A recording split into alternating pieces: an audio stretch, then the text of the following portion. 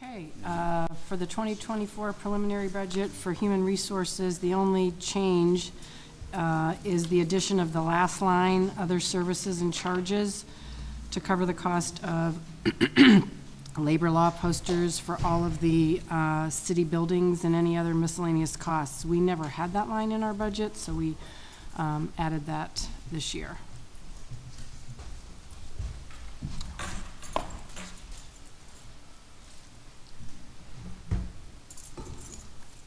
Any questions?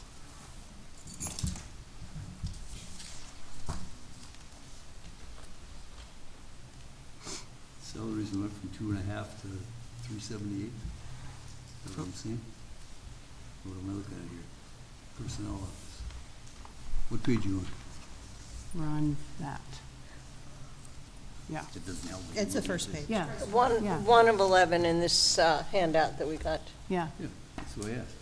Doesn't it show it, or am I? No, I can see where you're talking. I'm seeing 246 to 378. That's year to date. You gotta look one line to the left. It goes from 355 to 378. Gotcha. All right. You did add a line back in for casual labor. Last year, you'd taken that out and replaced it with a full-time person. So each year, you've added a half a staff position. Well, that is actually a position shared with planning for an intern. So the planning department and HR would be sharing an intern. One $30,000 intern. I don't know if planning has it on theirs. What would the purpose of the, like, what roles and responsibilities would the intern have? Intern would be, a lot of the HR interns are studying human resources, so it's very helpful if they work in the human resource department. For us, it would be filing, doing spreadsheets that we need, doing different reports.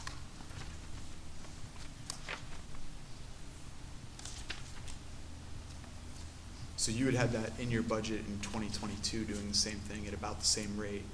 We added last year, or this year, 2023, as an HR assistant. We made that full-time to bump you up a bit. And then this year, you'd be adding it back in after last year's full-time position was added. An intern to be shared with planning, yes. One of the things I like to do when reviewing the budgets is take a look at where we were in 2017, the first year of the last budget we had from the last administration, and compare it to where we are today to see where the changes are. So, for example, fire's up 33% in their costs. That's pretty normal going that many years.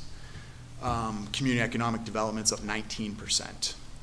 Police is up 50%, which is why I got in a little conversations with them last year, right?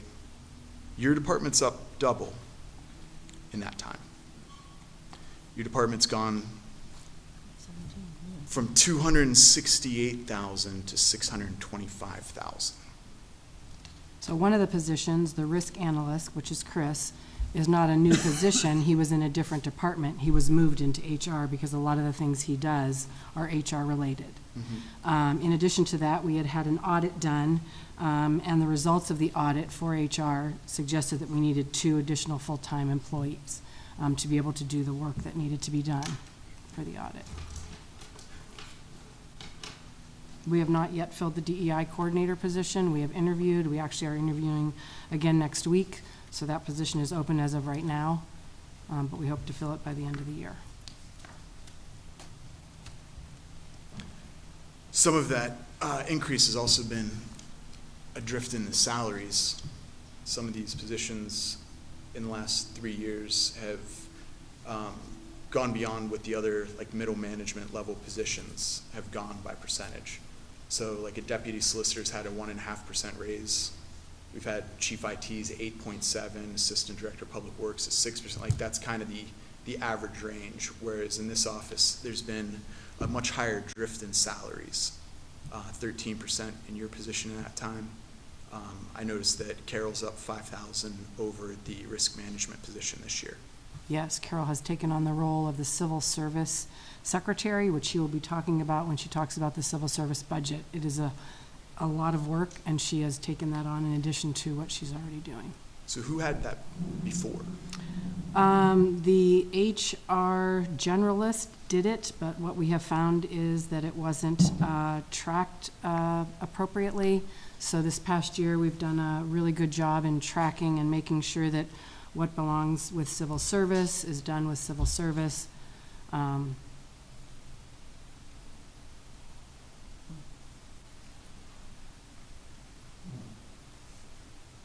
She was the lowest paid assistant director at the city. So for equity reasons also, she is now equal to the second lowest assistant director at the city. By ordinance, you're the assistant, right? There's not a director in this 6-person office by ordinance. So when we're comparing some of the director positions from offices that have 100, 200, at least I think we're at over 200 at that level. This is a different level of director. That's why I made the middle management reference compared to the other director positions and the amount of staff they oversee, which is where a lot of that drift has been to catch up. I am the director of the department.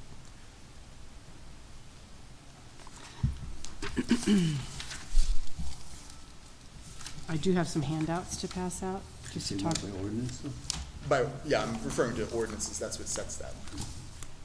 What would be the top position by ordinance?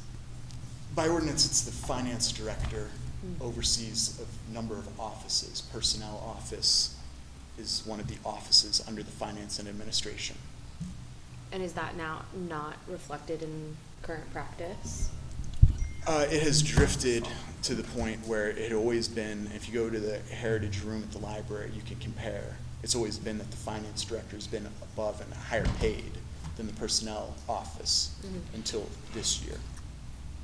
And that's, like, what's the rationale behind that? So there's never mind, go ahead. Mayor, Yeah, there's a split in the way the mayor's cabinet has been, and his direct lines and direct reports have changed. So that's all set by ordinance, which it's the responsibility of the the executive branch to execute the ordinances and charter of the city. It's the first line of there. So it's all set by ordinance, and this is an example of it drifting outside of ordinance and practice. We can't control the practice of it because we're not that branch. Right. But we can't control the budgeting of it. I think that if that's so, then that ordinance needs to be changed. Yeah, agreed. Or the practice can be. Or, yeah, one or the other, but it needs to be, it No, needs the to match. ordinance need to be changed. You got a director who's directing 15, 20 people. You have a director that's supervising 120. Director. It's not based on the number of people, it's based on the job you do. Well, we got 2 meetings left to change that one, Mel. Well, We'll put it to a vote. I'll put it Eunice, who on do you there. answer to? the mayor, The mayor. No. Who didn't know what the COG was at the last meeting? pardon me? The mayor who didn't know what the COG was at the last meeting. Do you know what the COG is? The COG? The Council of Governments? Just asking. I do have some handouts. Sorry. And while that's going around, I am looking at the planning department, and I'm not seeing anything for casual there's no budget item for casual labor there. So if you could get back to us about that intern. Lisa, are you familiar with where the funding for the planning department is for casual labor? They don't have any in their budget. Yeah, there's a line there for it, and there's no dollars attached to it on page 23 in the main book. I was not aware that they intended to keep this position through the next year. I knew that Eunice wanted casual labor in her budget, but planning didn't say anything about it. Jackie came to me and asked me if I wanted to share the person, so. All right, well, you have a little time to figure that out. Yeah. That's not your department. I don't expect you to know it.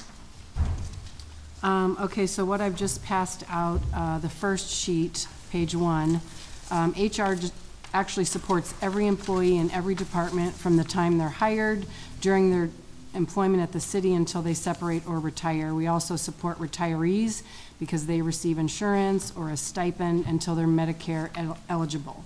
This handout shows the current number of city employees by bargaining unit on the left. We have 784 employees with 9 open positions, many of which are in the interview process right now, and a grand total would be 793 employees. Yeah. At the bottom right, you will see the updated diversity data, and there is an increase in females and ethnicity from 22 to 23.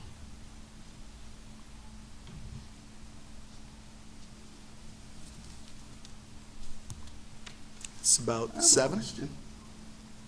So, is this based on full-time employees or for people who This is were- every employee. If you look right here, no union, that's PT, that's part-time. So that would be the refuse and the seasonal employees. They are included in this count. Yeah. So, I'd like to see an updated chart of full-time employees broken down by the same, numbers, by the same categories.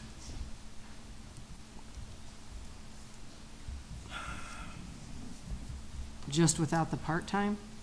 Correct.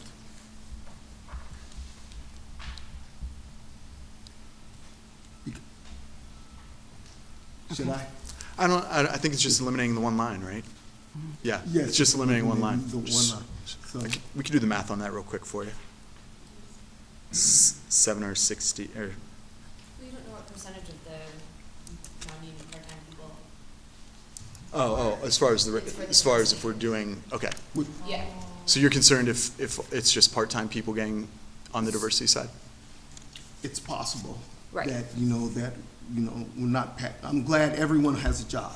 And I'm happy that we are making strides. And so, because we were at, was it like 95% non-ethnics per se? Yeah.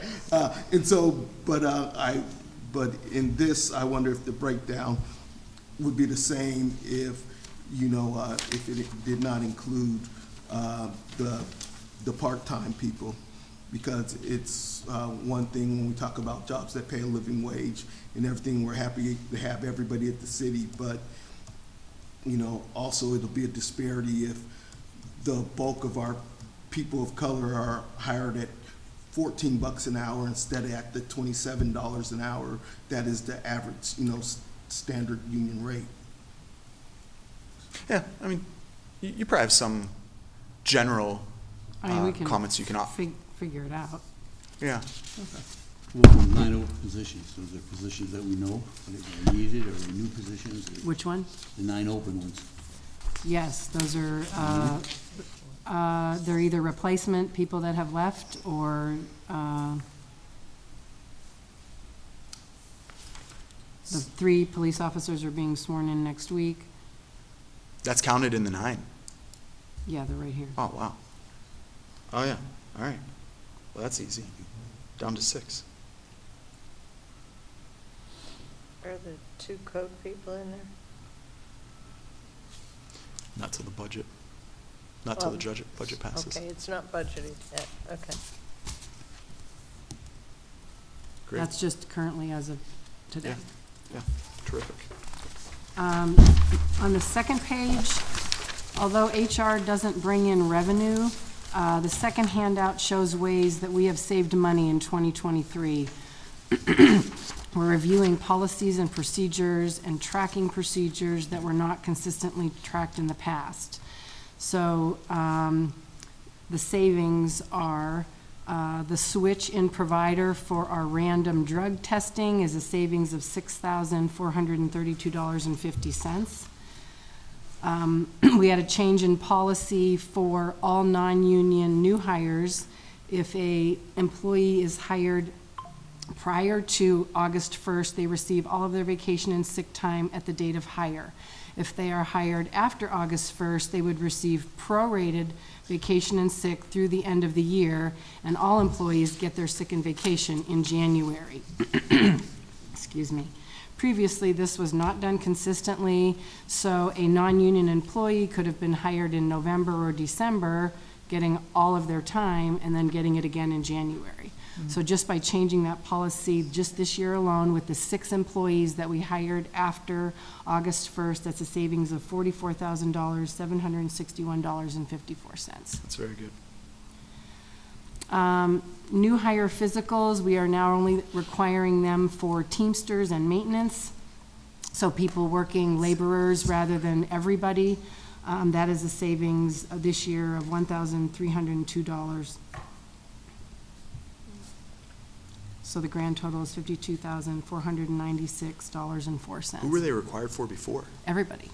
Yeah. And we kind of thought about it, why would everybody, what would we do if someone didn't pass a physical? It's not like we, so if they have a labor type position, those are the ones that are required for the physical.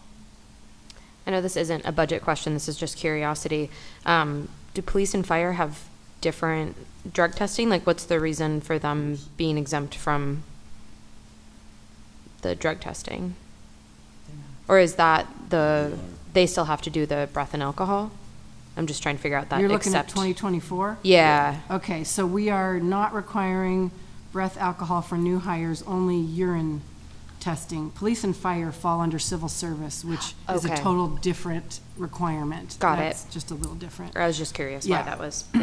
So that was actually recommended by the doctor at the occupational health, where we have our drug testing, that we wouldn't need to have the breath and the urine. So that will be a savings of $33 per employee for next year. Right, because the breath would only do active alcohol. Right. Yes, exactly. And so, Right. Yeah. Just wanted to show that, we're always looking for ways to save money and update policies and procedures.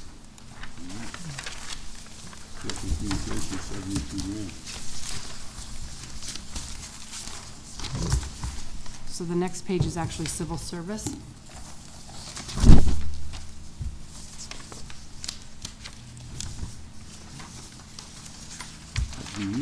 That'd be me.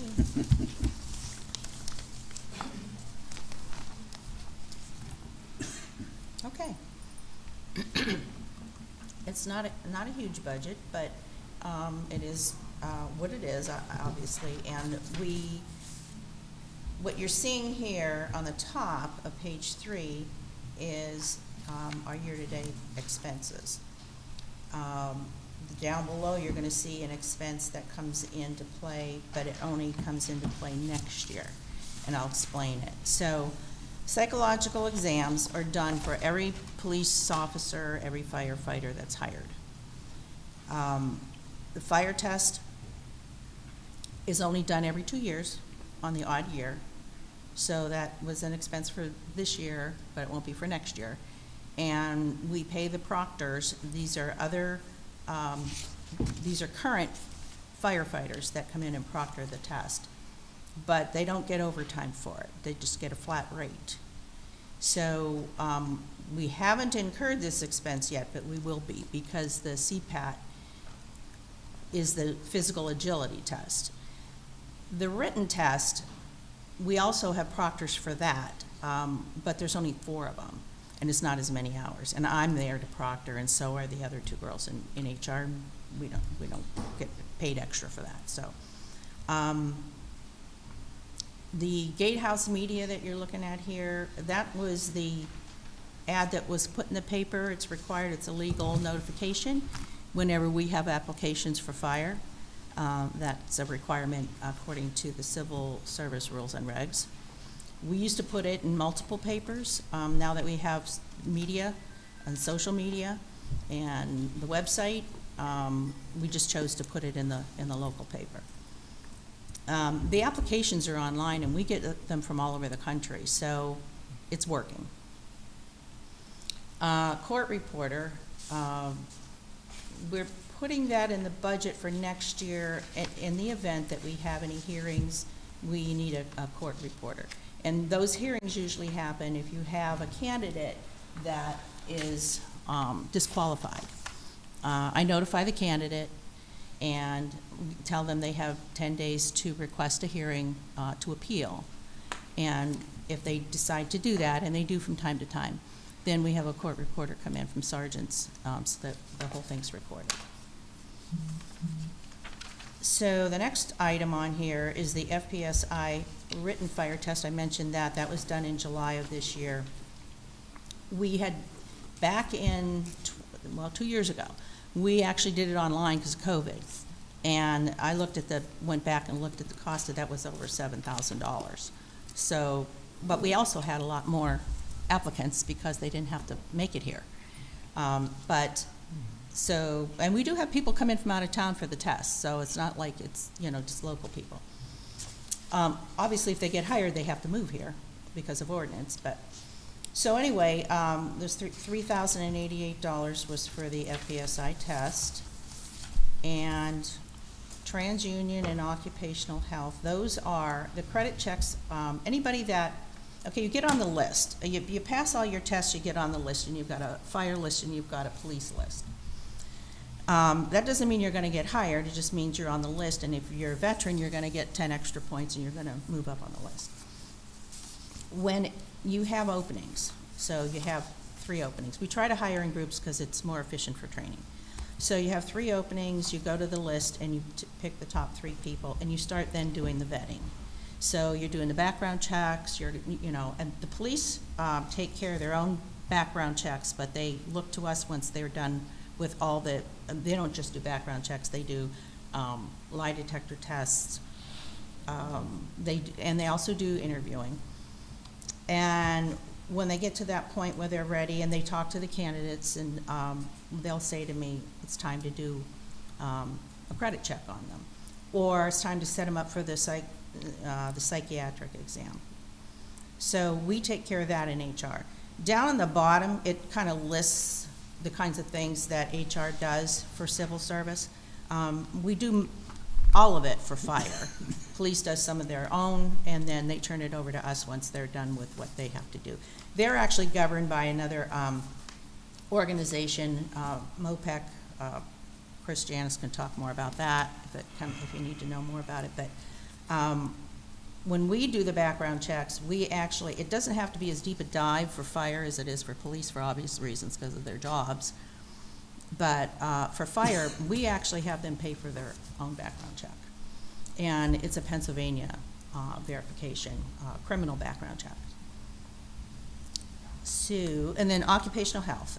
That is a physical and a drug and an alcohol screening for all candidates. They have to pass that. So the ones that are starred in red are every other year, says on the bottom, odd years. And the green star, which is the Bucks County, and that's for the fire promotion test. Civil service requires promotions to captain or lieutenant. You have to take a test. And then you get on a list. They have their own list. And if an opening comes up, you promote from that list. So that's every other year on the even years. Any questions? If an individual pass all the tests, but yet have a poor credit rating, and that person could be the best person for the job, is he or she eliminated? We don't actually check credit scores. All we're looking for there are a lot of charge-offs. And if there are a lot of charge-offs, there could be concerns. You're going into people's homes. As a firefighter, police, they need to be trusted. If we see that, then there's a discussion that's held, and then a decision gets made from there. Since I've been doing this job, I was actually involved with the civil service from a standpoint of knowing what was going on a couple years ago. I just took on the responsibility of it in February of this year. since I've been involved, I haven't seen anybody disqualified for that. Police might tell you differently, I don't know, but I haven't seen, that. When I do the credit checks, I look at them before I give them to police, and if I see anything that looks questionable, I'll talk to fire administration about it. That hasn't happened since I've been doing this. If you So, have a fireman coming from Ohio or New York, you only check them in Pennsylvania? they do a Pennsylvania background check, yes.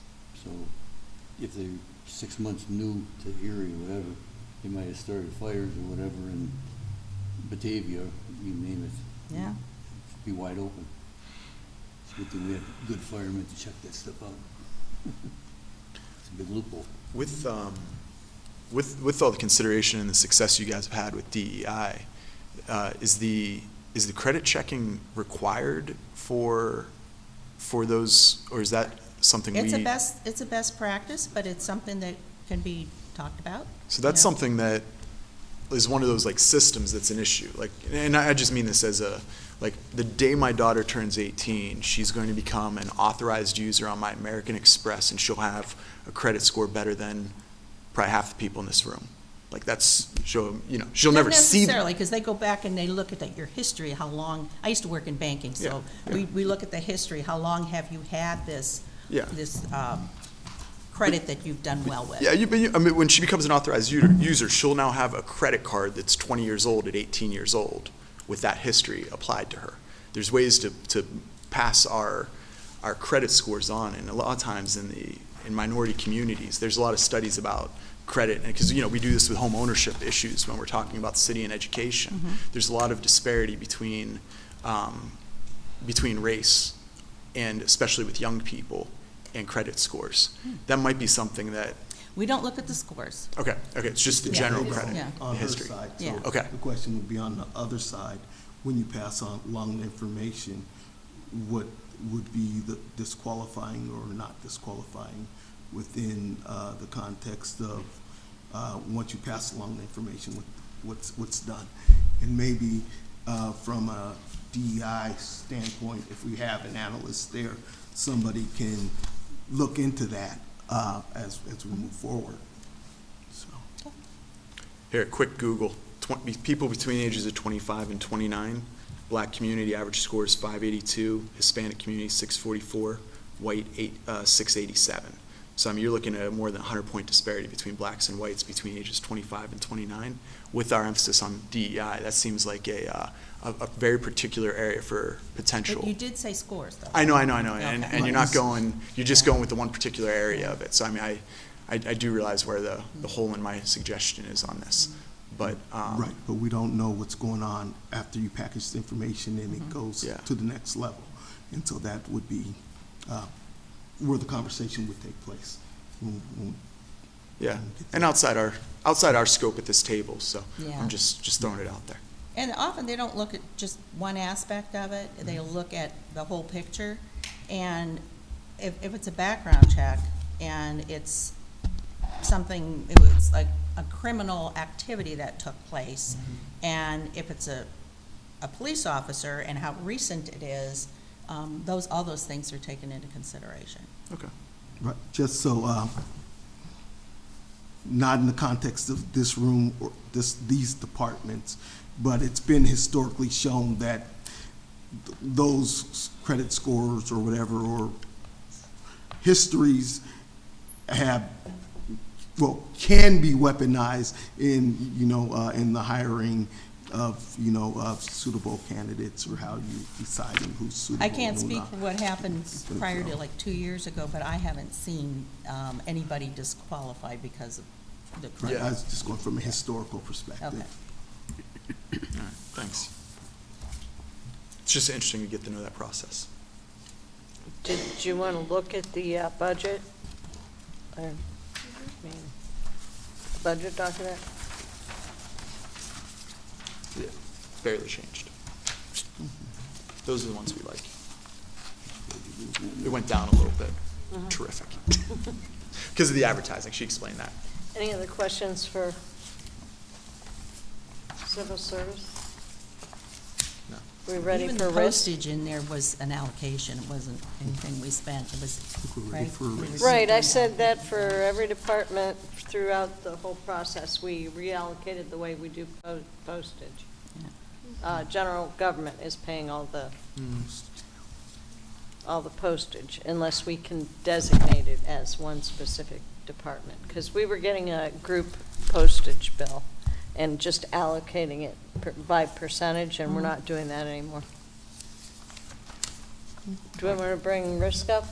Oh, can I mention one thing? The CPAD is set up. If anybody's interested in going to see it or trying it out, let the clerk's office know and I can arrange that. That might be a little fun thing to do. It's a test at the fire.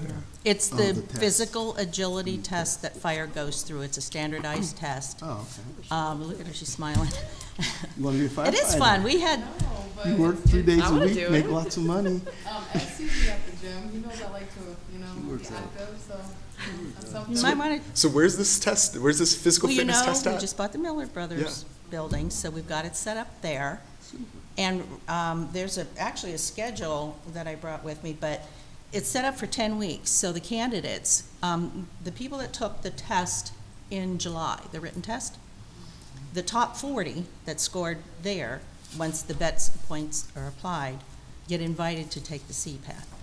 Huh? Then a schedule is put out there, and they can come and practice for 8 weeks, 9 weeks prior to Oh, it. that's good. The test is actually a week from Saturday, but we probably shouldn't have a lot of, like, us there Yeah.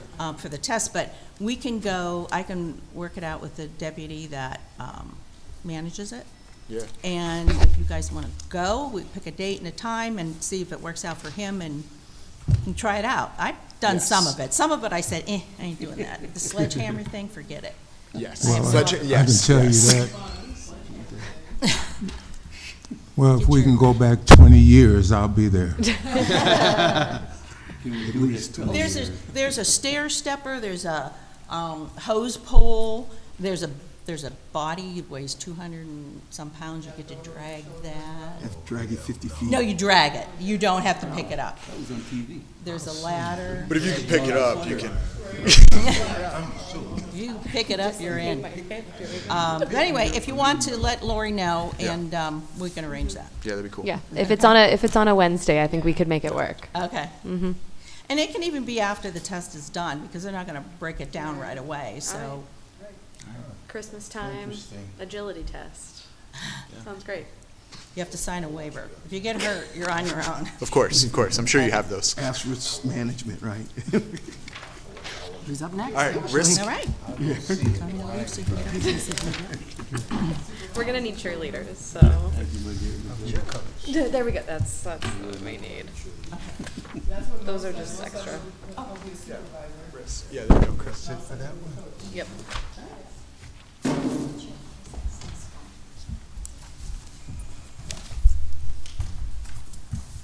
Thank you. How's it going, Ed? Nell, how you doing? All right. Good. Not too bad. All right. You survived even though we cut your budget. Yeah. I wish. That's a hard one. We're gonna go right through the budget and out of the budget book, or Yeah, sure. page 85 we're on there? Well, I guess you We're guys got 3 of 11. 3 of 11, yeah. 11. So the first part of risk is 0563, which is workers' compensation. 4041 there, professional services and risk control. That's going up a little bit next year, but that is not necessarily new spending.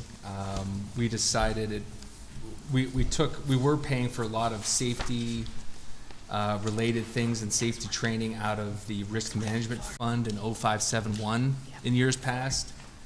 We decided it made more sense to move that spending up to the line item professional services and risk control, just because it's titled risk control, so it seemed to make a little more sense to put the safety things there. So that increase isn't, like I said, necessarily new spending, it's just being moved to that line item.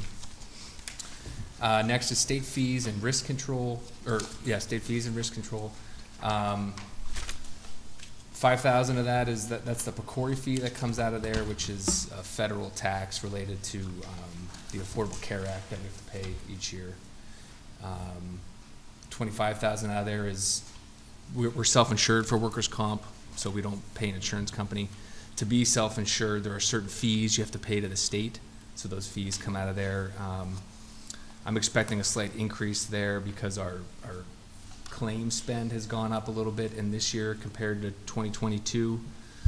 So those fees are based on a formula, and part of the formula is your spend. So that's why I'm expecting a little increase there. And then 4065 is our excess workers' comp insurance. Because we're self-insured, we have to buy what is called excess comp or stop loss. That's for claims that exceed a certain amount. For us, it's 500,000. It's 650,000 for police and fire, and 500,000 for everybody else. So that's that insurance there.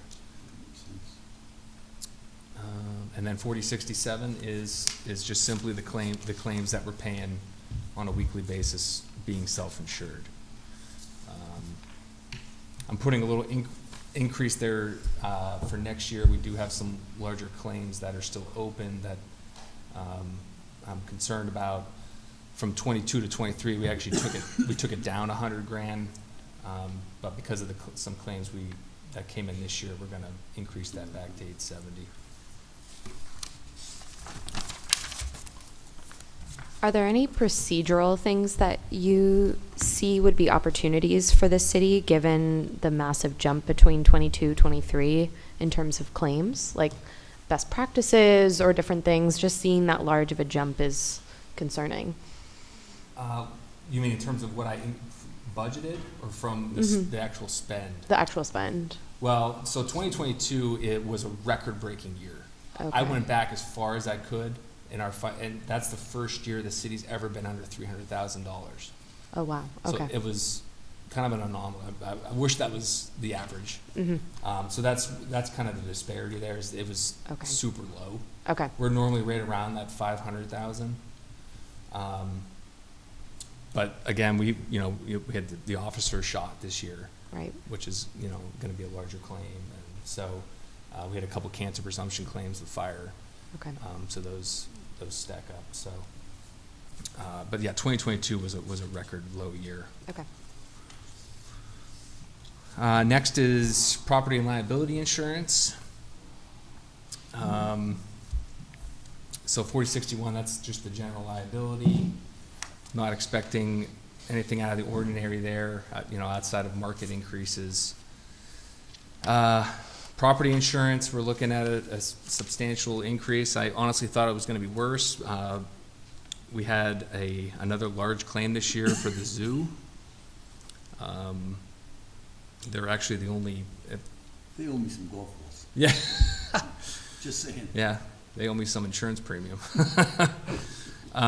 So yeah, we've had some bad claims recently at the zoo. This past year was a pipe froze right over Christmas.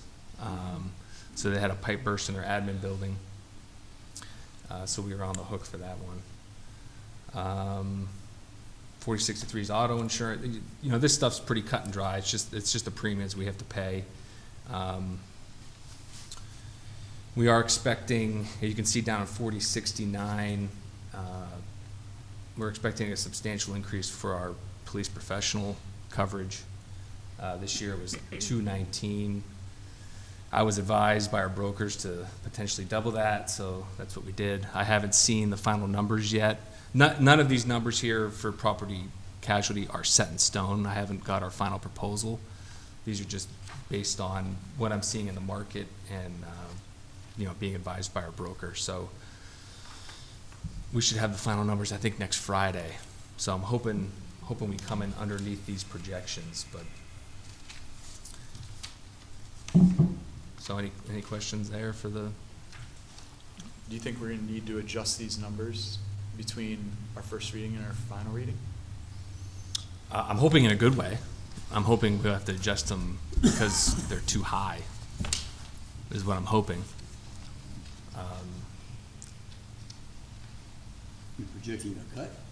struck by lightning. That- That's right. I always ask for worst case scenario when I'm putting this together. Great job. So we'll see. Like I said, hopefully on next Friday, they come in much lower and we have to adjust it that way and not the other way.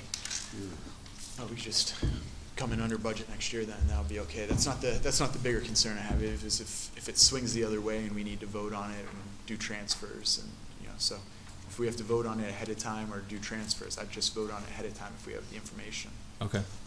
You know, we could amend anything in the budget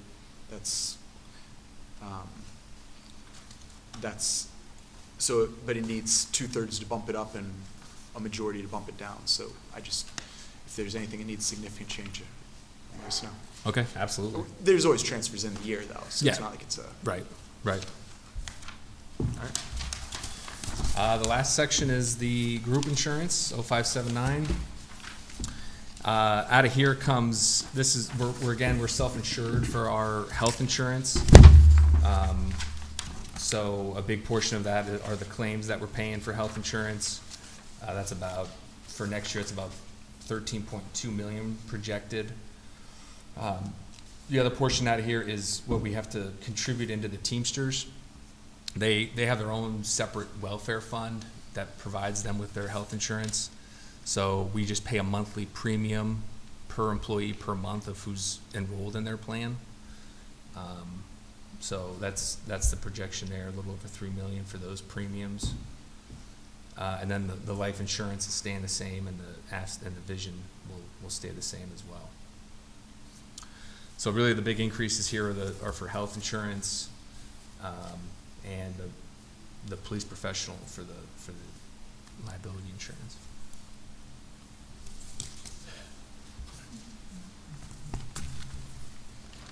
All right, is that it for you guys? Yep. Great.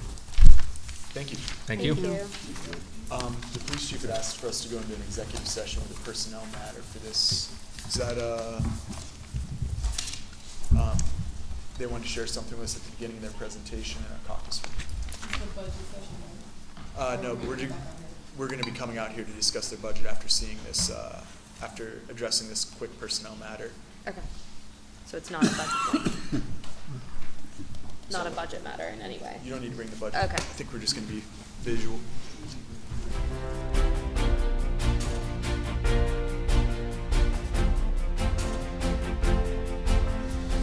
We have a PowerPoint.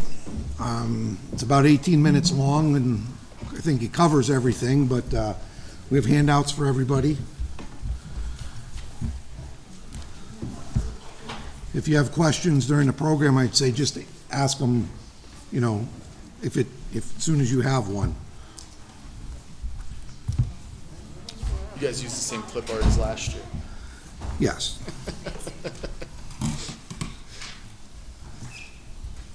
Everybody has a at the table, the mayor, Lisa.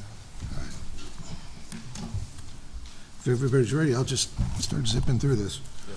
A couple news headlines here we throw in. The cold case detective was the newly created position, already made 2 arrests from 1988 and 2012. Operation Failed State is a joint operation of the Erie Police, the FBI, Eagle Task Force, and other agencies. It resulted in 58 arrests, 28 gun seizures, 200,000 in cash, 152,000 fentanyl pills, kilo of coke, 100 pounds of meth, 4 kilos of fentanyl, and we found that this group was tied to the Sonora drug cartel out of Mexico. So, little old Erie, we're on the pipeline.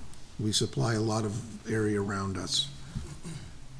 The next one, Rakeem Jones was just recently arrested in Georgia for the 2022 attempted murder. You saw that on the video, the shooting of the police car. ShotSpotter gave us an alert of shots fired. When we got there, we found a suspect. He had 2 fully automatic Glock handguns on him. We recently had the trial where 3 defendants were found guilty on all 64 counts from the 2018 crime spree. There were 2 separate homicides, an attempted homicide, a burglary, a robbery, and aggravated assault. Took 5 years, but we brought him to justice. We have a 100% clearance rate on our homicides, 2 years running now. So we have had 20 homicides, and every one of them has been solved, which is fantastic. I'll talk a little bit more about that later.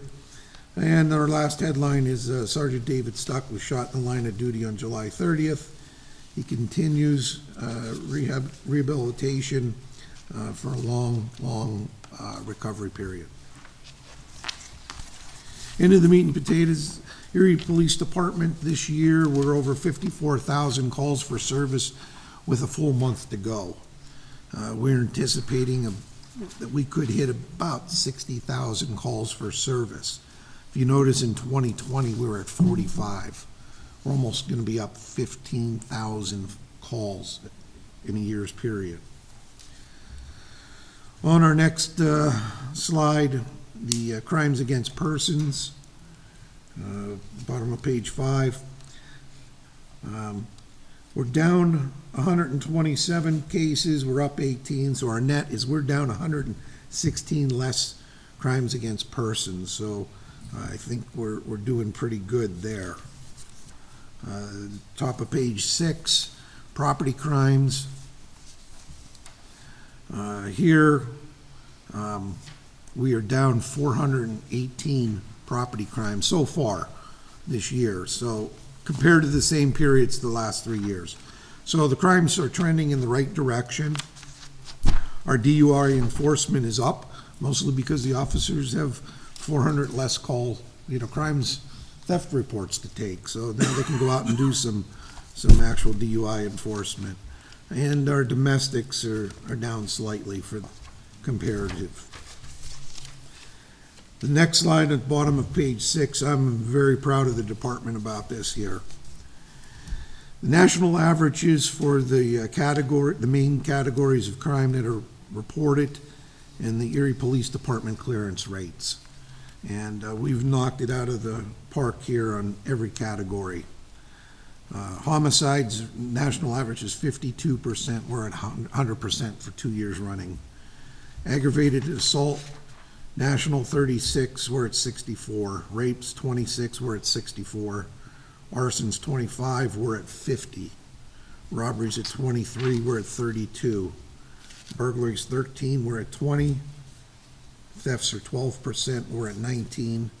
In motor vehicle theft, national average 9%, we're at 23%. So the guys are doing. Can you just help me understand, what's the word, what does clearance mean on that? Clearance means that we have solved the case. An individual has been arrested, and/or they may be dead, or the district attorney has chosen not to charge them because they might be in jail on other charges. Okay. More serious, so they don't go ahead and charge them. So we've cleared the case. We've identified a perpetrator, and they've been brought to justice. That takes it all the way up to conviction? I'm just like doing the math of. Not to conviction, Okay, to arrest. everything up to conviction, okay. We don't, Yeah, that's up to judges and juries. that's right. Again, I can't say enough about the work that the officers at the Bureau are doing. The next page just shows our 13 victims of homicide this year, and they range from a 16-year-old to a 62-year-old. The next slide at the bottom of 7 shows the trend. 13 jumps up. 15 is the highest watermark that I'm aware of. We're only 2 behind that. Luckily, we were down only 1 juvenile, so moving in the right direction. Top of page 8, homicides. From January through October 31st for the 3-year period, there's a big jump. We went from 5 to 6 to 13. But the orange category shows what we believe are gang-related shootings or deaths. 3, and we're only at 2 this year. Of the 13 homicides this year, there were 6 domestic-related homicides. Some years it just happens where we get more than normal, and this was just, happens to be one of those years. Again, the homicide national was 52. Over the last 6 years, we're sitting about 88%, and I think we're very close to closing one and maybe two.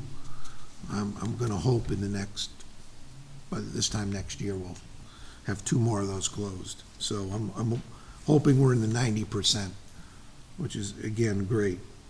One of the things we are finding out, though, that DNA testing is going up.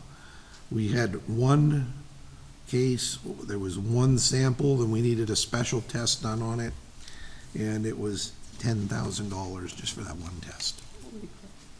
So, we don't do a lot of those, but in homicides, we do, so. That 23andMe was like $100. It does get our costs up a little bit. Top of page 9, the number of people shot, and again, this is just through October 31st. We'd actually 58 and 58, and in this year, we were down to 43. So even the number of people being shot, working down. There's 52 weeks in a year, and I'm hoping to keep it under there, because it's much better than the year we had 79. Bottom of page 9, this is, again, going back to the cleared status. These are cases where there's a shooting victim. In 2021, we had 45 shooting victims. We closed 17 for 37%. In 2022, we had 54 victims. 27 cases were cleared. We cleared 50% of those. We also started hiring the extra officers for ARP in 2022. 2023, this year, we also hired some more officers. We went from only 39 people shot at the time, this was snapshot. 35 cases were closed at 90% clearance. The capacity, you always hear organizations need capacity to get the job done, and I think it's clearly showing that the capacity of those couple extra officers, even though they're new and rookies, they're helping free up other officers to do more. Top of page 10, the juvenile unit. On January 1st of this year, we started a juvenile unit. 4 detectives. Those 4 detectives were assigned 156 cases through October 31st. So it's about a month ago. So far, they have cleared 101 of them, so they're at 65% clearance for their unit. But this is the best part. The entire police department, including their 156, has charged 215 juveniles. 49 of those 215 have already been sent to diversionary programs that will not create a criminal record. Another 55 cases are still pending review by the district attorney's office to see if they qualify for the diversionary program.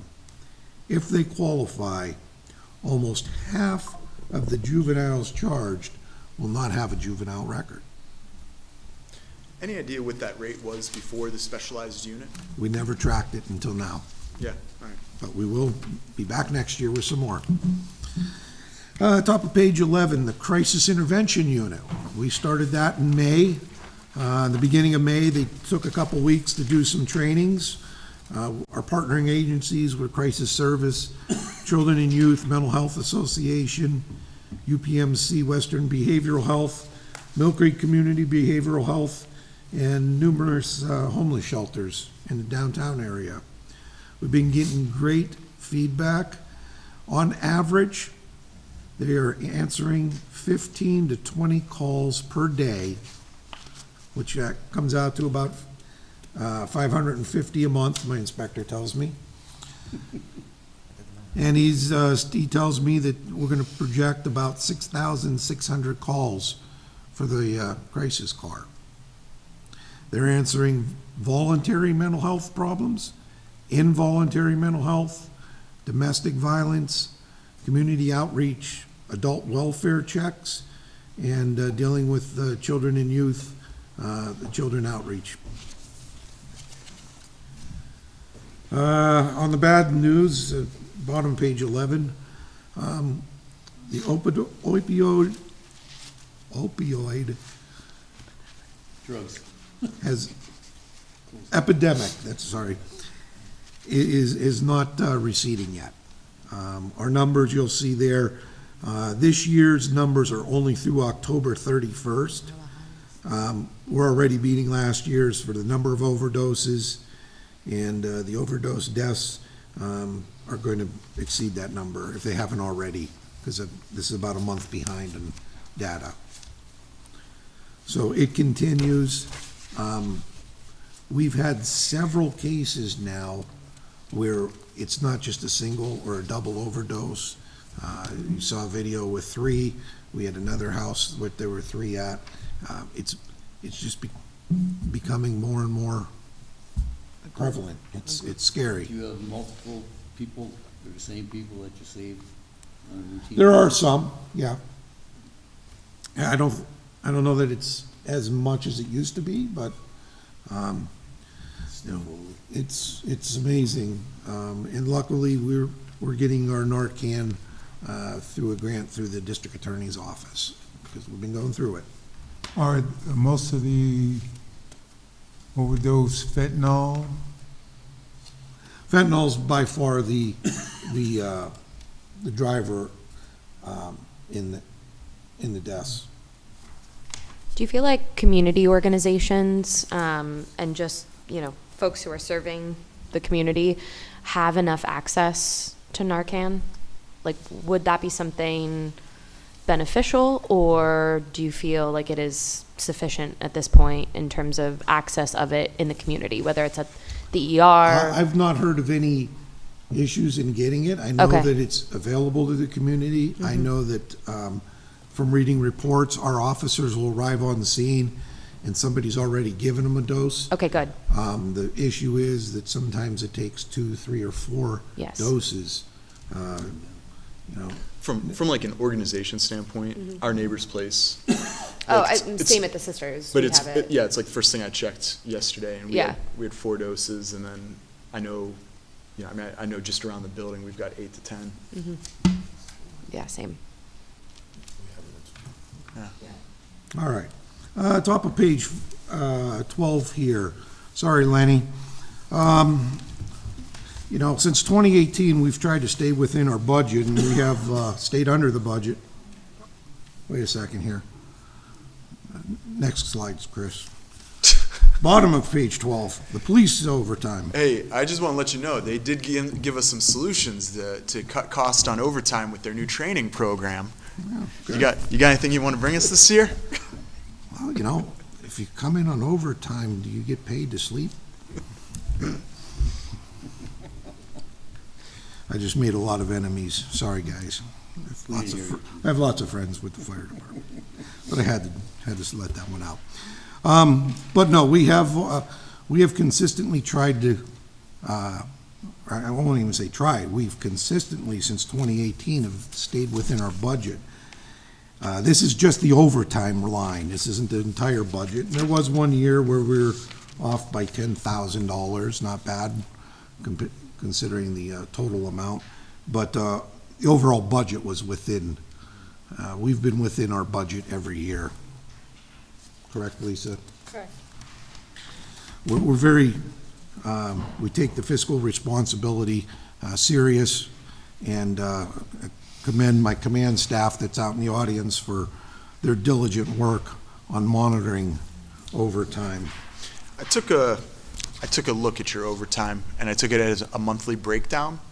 It's almost all in the summer. That was a few years back that I looked through. I think it took about 5 years. I asked Lisa to organize it all for me. I think I got 5 years by monthly breakdown. It's every year, May to September, you have a surge in overtime. I presume Vacations. Vacations? Vacation. All right. Is there, because I know that in our third-class city, like, there is opportunity to bring on short-term officers by the mayor's, the American designated officers for up to 90 days. Is there opportunities for, like, so many of your officers that are retiring that might want to be around here in the summer, or something where you could bring on, like, a supplemental force in the summers Nothing I'm aware of. I mean, we can explore the possibility, but we'd also have to work with the union on that. Oh, yeah, I'm sure the union would have major challenges on that. Okay. Top of page 13, it just talks about the overtime in hours instead of dollars, and you can see how it fluctuates. Really, there's a lot of factors that drive the overtime.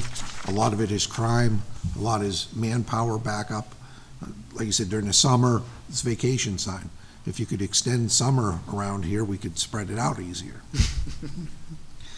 The bottom of page 13, this year, our overtime budget has additional money in it. So far this year, we have an additional $737,000 above what's budgeted by the city. And that comes in the form of grants and reimbursements, and they're all listed there for different categories. My overtime this year was $1.3 million. And this is $737,000, so over half of my budgeted overtime we've gotten through other means too. So we're spending a lot, but in order to take down 58 drug dealers, the way they were done, it takes a lot of overtime. That was a very intensive investigation. They added 500,000 to that overtime budget for overtime. Didn't they go to, Lisa, instead of 1.3, didn't they go to 1.8 or something? 1.98. Well, yes, that's gonna be the new, our proposed budget, we're asking for 1.9. Because, and I'll show you that in another slide here, if I can come back to that 1 second here. Just the reimbursement and grants, the history of them going back to 2018. You see that since we've been collecting as much as we can every year.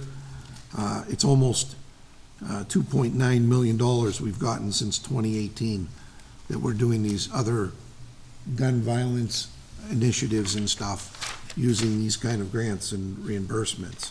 I think I got, it's further down than I thought, but I'll come back to it.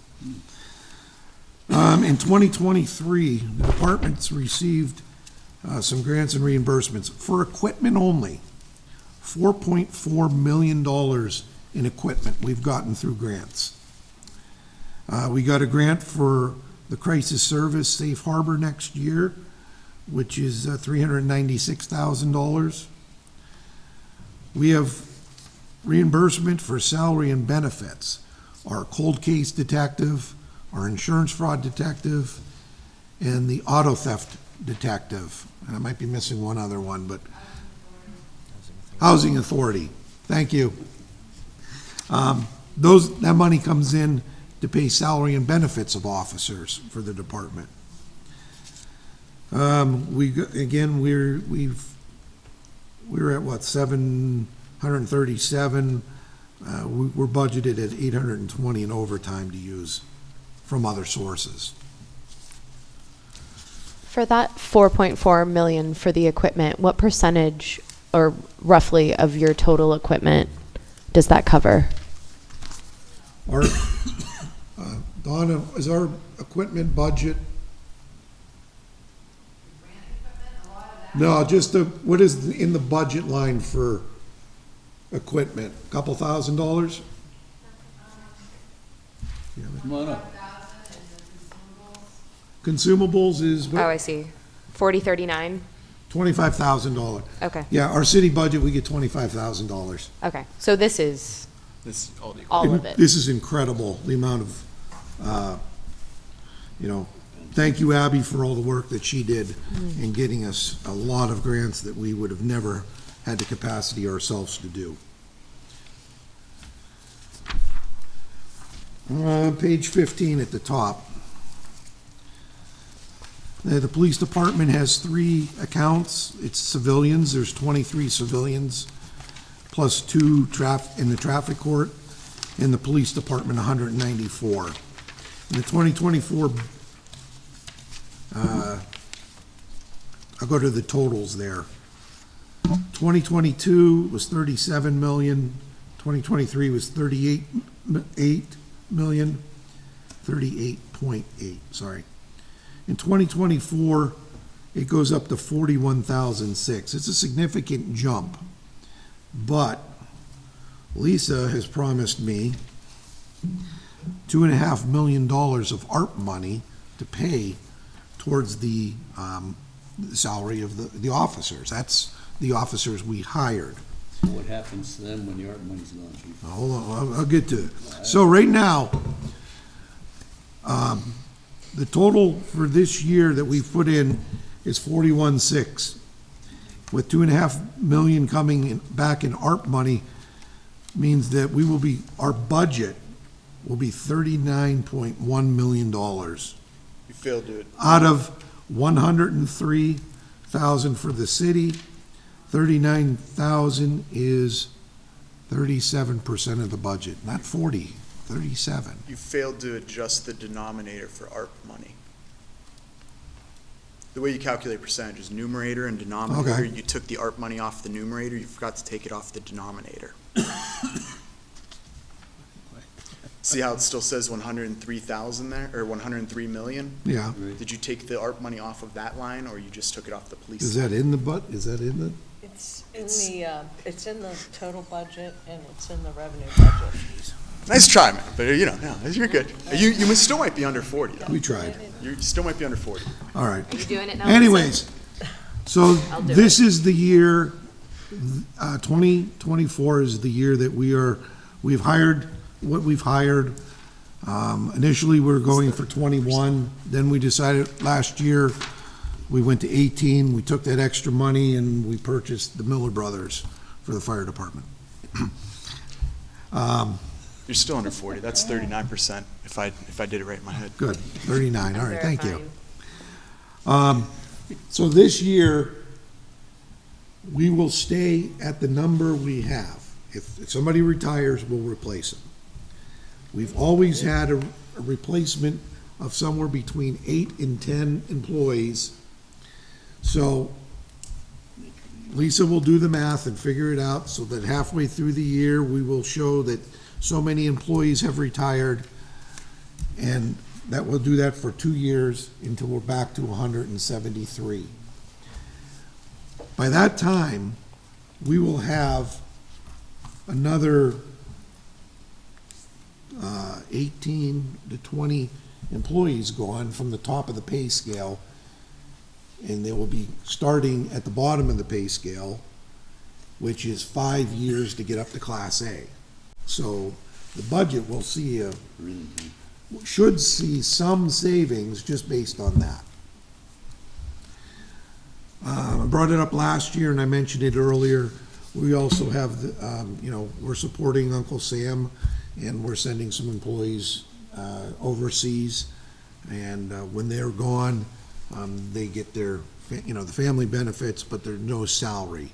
So we have 2, possibly 3 that I can't replace because they're coming back next year. So there's some salary savings there. So I think also what we've been using the ARP money for, some of the equipment and stuff that we have is going to last longer. It's going to be here. We had upgraded or bought more radios with the ARP money. Those should last us so that the current ones, if they start failing, we're going to save some of the replacement money on stuff like that. There's revenue replacement that's been brought up, and there's going to be some more discussions on that. So is this 2.5 million of ARP money, is that money that was already originally allocated Yeah. into the police Yeah. budget? Yeah. Okay. Yeah. Now, that money was allocated before the final rule came out.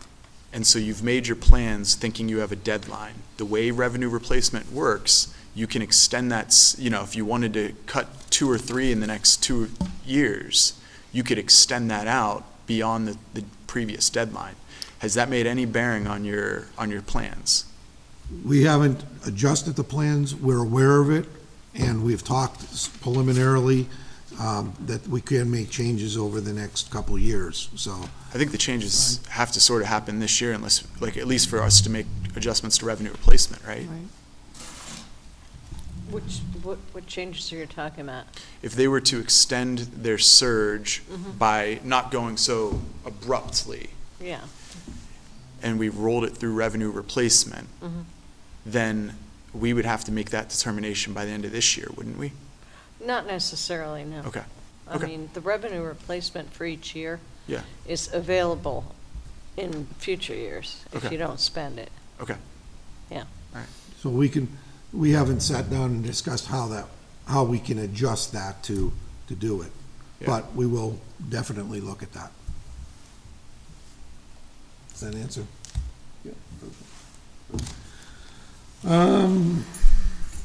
Bottom of page 15, all costs are rising, technology, I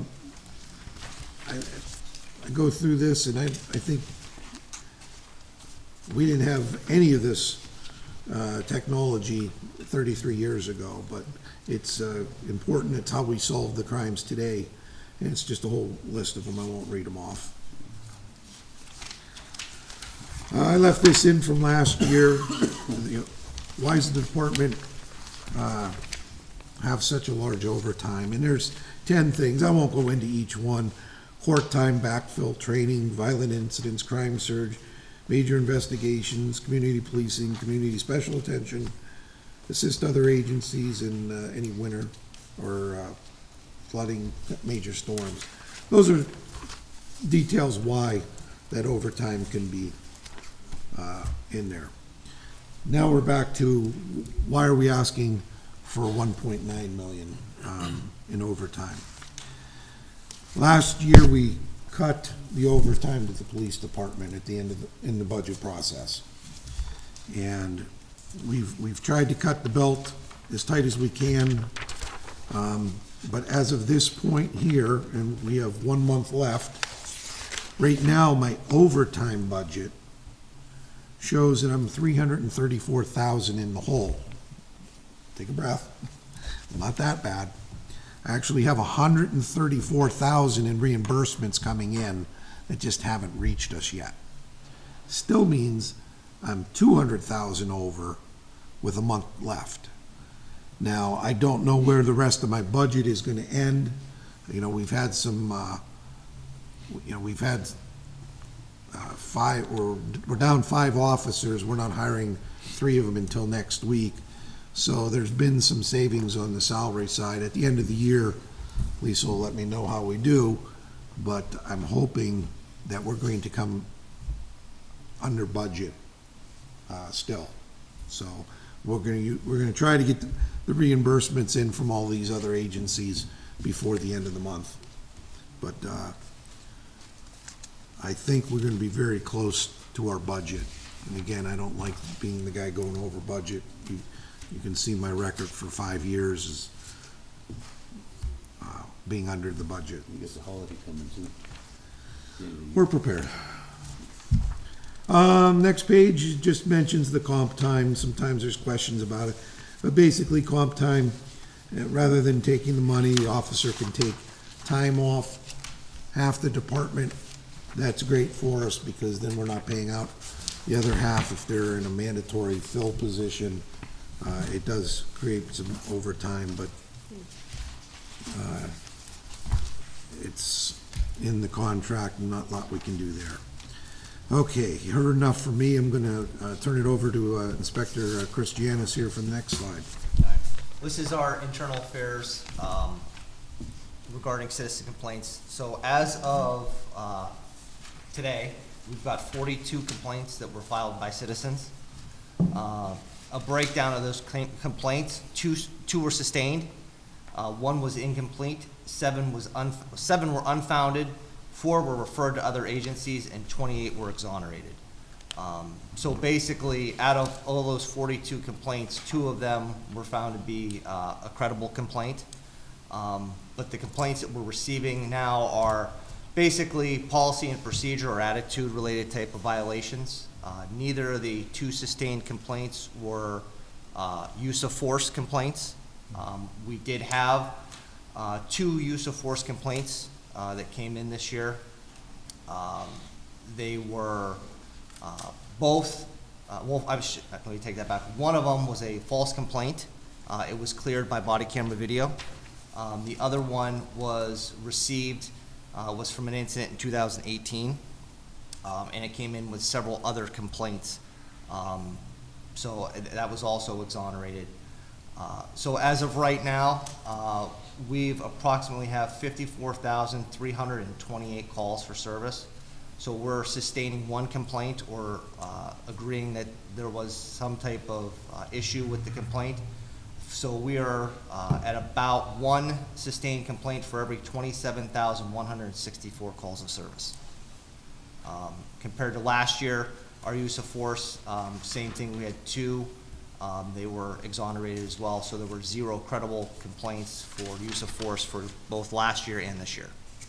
I can think of two good reasons for that. One is Lennox with the young people, and the other one is this guy here with Smoothly, because the police are the friends, and it's becoming a better situation every day. And the body worn cameras have been, The body cameras are. have been fantastic. They're expensive. I wouldn't go without them again, ever. The last slide here on 18 is just a little update on the Police Athletic League. Again, it started in 2016 with 35 kids and 3 officers. It's now grown. There's over 1,200 kids rostered, 102 Erie police officers involved in the program, along with the sheriffs, our partner, and several other police agencies, and several teachers from the school district, and they're critical to the success of the program. PAL is now in every Erie school building and 3 community centers. They host 4 summer camps, numerous local field trips, as well as they're doing 3 big ones, Washington, D.C., New York City, and Pittsburgh.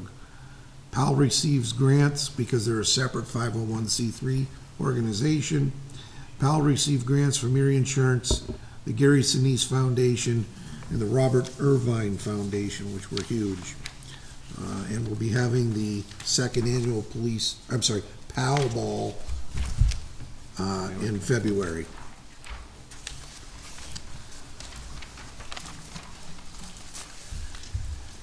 That's my presentation. If there's any questions, I can try to answer them.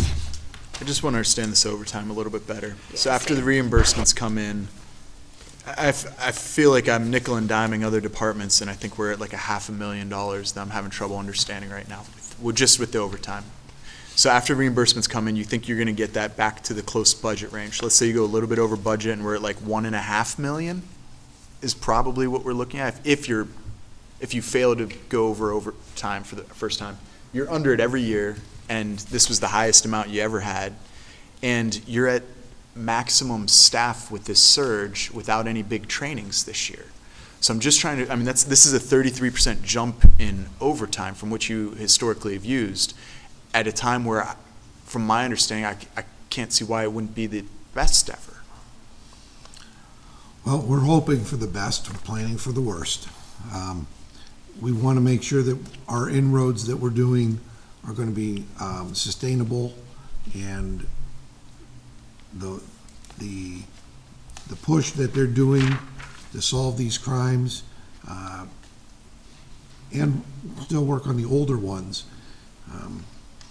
We just feel that we have a little bit more work to do that we can really push next year with the staff we have. Yeah. It seems like, Besides the fact that we now have more staff, potential is more overtime, because as they make more arrests, there's more court time involved. It's not going to add up to maybe that much. Yeah, I could see it at, 1.65, 1.7, but you're going higher than I 1.9 thought. is massive jump. It seems like more of like a hope than a need type of, even the way you're explaining it. Not to be. Well, again, we're looking at with the reimbursements of $134,000, that'll bring me about $200,000. I still have a month of overtime, so that could be about another 120. So I, at the end of the day, I could be between 3 and 320 under budget. Next year, the amount of hours will go down based on the rate of increase. The guys get a 2.5% raise, so you get less hours out of their overtime. So in the past, what we tried to do was raise it according to the pay raise, so that budget number went up. Last year threw us off, and that's why we're just trying to get it back up to where it would be closer in line. Now, what we also did was we looked at where we were at October 27th, 1.5 million, and projected that out for another quarter. But you didn't calculate in the reimbursements he was getting. The Do you think those are optimistic? That was just based on the overtime used. So it didn't calculate in the reimbursements that you guys get at the end of the year on this? Or are we being I optimistic think about the we reimbursements? calculated some of the reimbursements, but not But we found 2 million. what we knew to be coming back. That was like cutting ARP from Yeah, we took 21 to ARP 18. funds and moved it over to pay for the public So- building. So typically, you guys do a 2.5% increase because of 2.5% raise. If you guys do worse than what you're describing to me, you're still at like 1.5 million. A 2.5% increase on that is 1.537 million, and you're asking for 1.98. I mean, that's still a $440,000 difference than what you've historically done and what your worst year this year would project at. Right, and this is the worst year. You'll notice in the previous years, we've returned, Yeah. hundreds of $1,000s because we've stayed under our budget. So I'm not saying we're going to use it. I'm saying that would be a good number to have in case of issues. But Yeah. if things keep running the way they are and we're as successful as we've been, it'll be a great year. I'll be sitting here next year saying, hey, here's all this money back. But I don't want to come back again next year and go, I'm over budget again. I'm trying to Yeah. plan for that. Yeah, yeah. And the thing about budgeting is if you don't spend it, you don't spend it. I mean, like, it doesn't mean you have to spend 2 million on overtime. But, I mean, it's a jarring increase. Just want to point one thing out. The 1.5 million that's at the end of October includes reimbursements in it. So projecting that out would also include reimbursements. He just suggested earlier that there was a lot of reimbursements sitting out there that he thought he was going to get at the end of the year to get closer to that budget line. We're hoping right now about just over 100,000, 134. Yeah. So we're hoping that comes in. Again, Yeah. I'm still 200,000 over, and I still have another month, and I don't know what the next month's going to bring. Okay.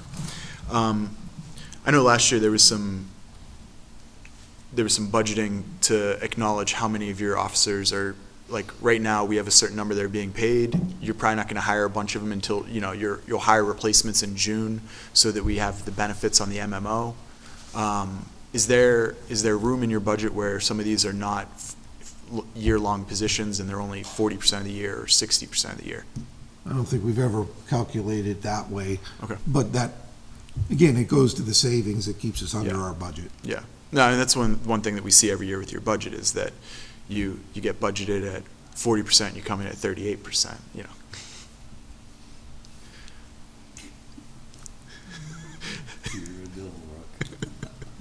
She fact-checked me. She busted out the calculator. It was 38.8%. Thank you. Yep. Bottom line is, you guys are the rubber that hits the road every day. You go out there and risk your lives. You know, You got a little bit of money hiding in there. I'll get some of it for the no fee increases, Mayor.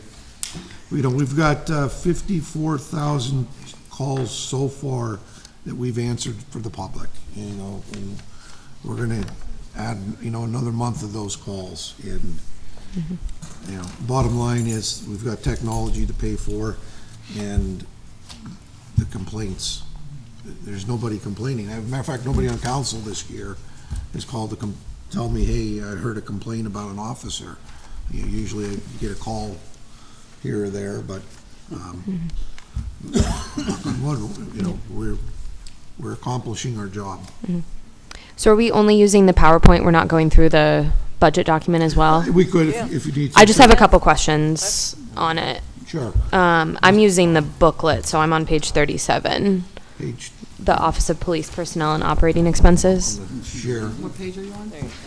I'm in the booklet, 37. Oh, hold it, I think I have. Towards page 6 of ours. Page 6 of 11? Yeah. Okay. I was just looking at 4056, the repair and maintenance services. I see that's super underutilized, and then projected for an increase. Can you explain that?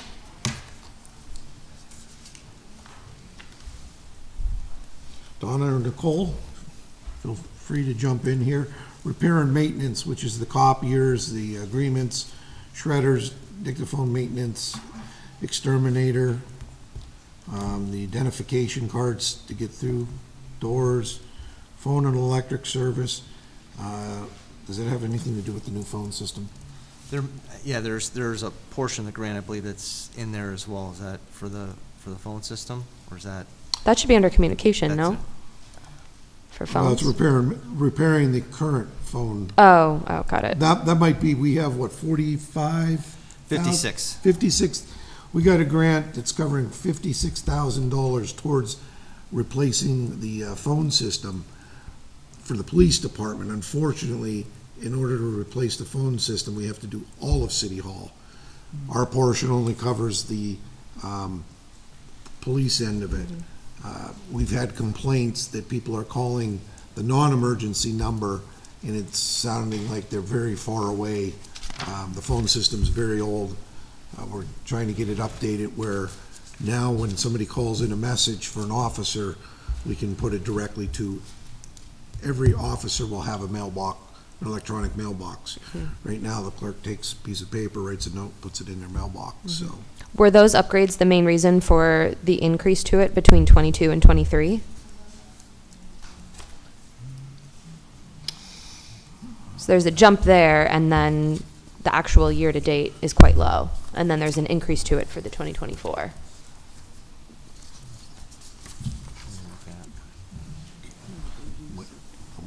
I'm waiting for, You're welcome up here. Come on up. There's yearly maintenance contracts for those, so. The cruisers was like a $8,000. I can mention that. Okay. After a year, once it's in operation, there'll be maintenance contracts. Okay. We also inherited a $8,000 a year service contract for when we originally went to the Erie County Department of Public Safety, when we went up there, all of our modems in the cars, so that's how they communicate. The Erie County Department of Public Safety, or Erie County, was taking care of that. That contract has now come to us to maintain, and that's $8,000 a year. And that we just got hit with that like 2 months ago. So we did add that into this, projecting that would be an additional $8,000 per year that we would have as well.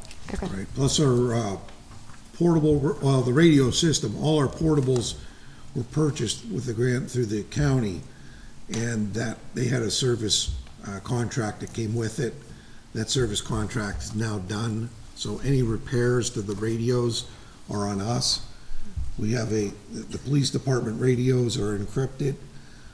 A typical radio, you would think is a couple $100. Ours is a $4,000 per unit cost, and the radio repair guys are now responsible to start stocking parts, plus the batteries are about their end of life. They've got to all be replaced. So that was some of the things that were coming in there. Okay.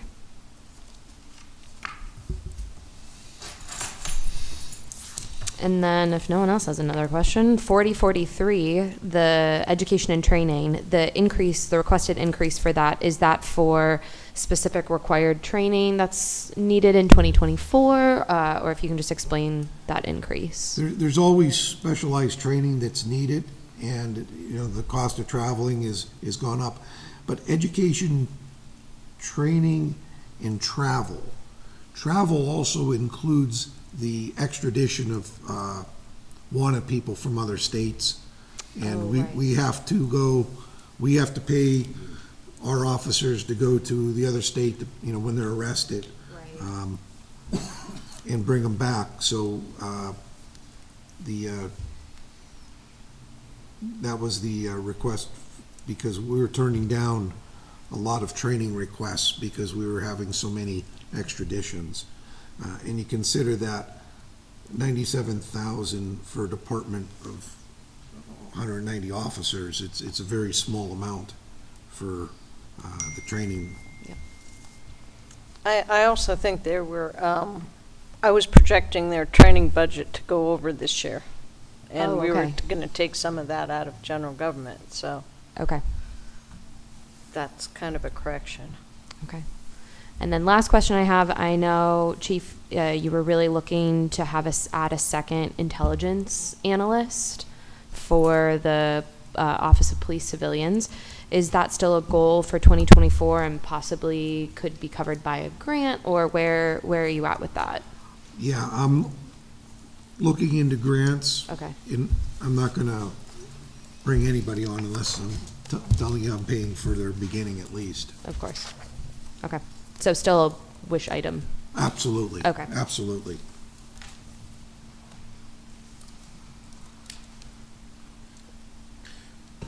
Really enjoyed the presentation tonight.